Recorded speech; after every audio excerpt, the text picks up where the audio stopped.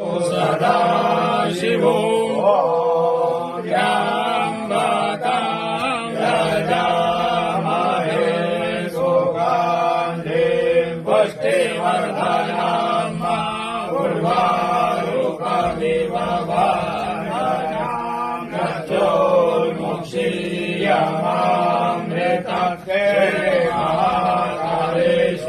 महारुद्रेश्वराभ्यो नमः।